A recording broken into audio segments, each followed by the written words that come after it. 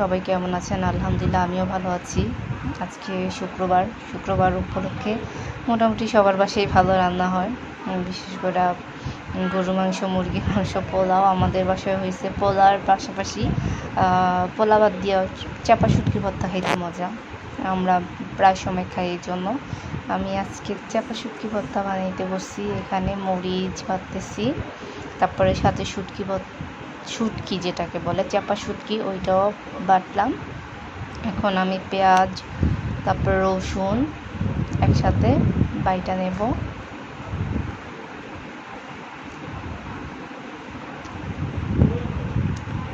আর আমার যেহেতু ক্যামেরাম্যান ছিল না, আমি ফোনটা একটু দূরে রেখেই ভিডিওটা করানো হয়েছে।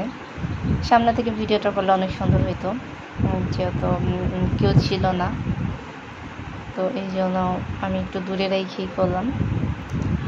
আর আমার মতো কে কে শুটকি ভর্তা পছন্দ করো কমেন্টস করে জানাও। আর চাপা শুটকি ভর্তা কার কার পছন্দ? আমার মনে হয় নারায়ণগঞ্জ, মুন্সিগঞ্জ এইসব এলাকার মানুষ বিশেষ করে বেশি চাপা শুটকি ভর্তা পছন্দ করে। নরসিংদীর মানুষ এগুলো পছন্দ করে, মরিচ ভর্তা পছন্দ করে। তো আমরাও সেম শুটকি ভর্তাটাই পছন্দ করি।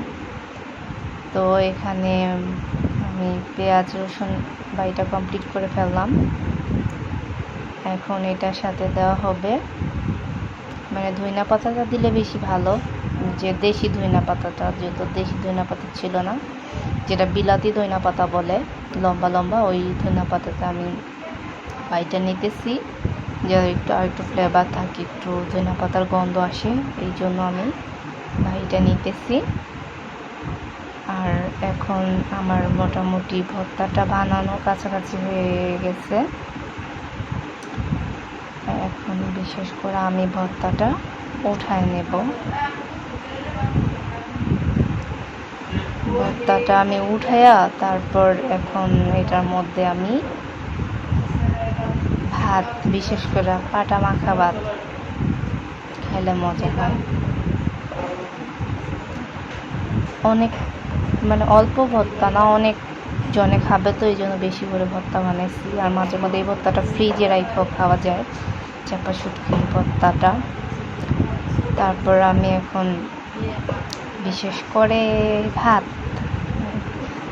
আমার ভর্তা কমপ্লিট হয়ে গেছে, পাটা মাখা ভাত খাবো।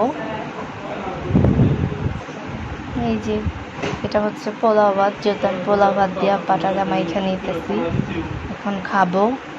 কেমন হয় সেটা কমেন্টস করে জানাবেন। আল্লাহ হাফেজ, টাটা, বাই বাই, সবাই ভালো থাকবেন।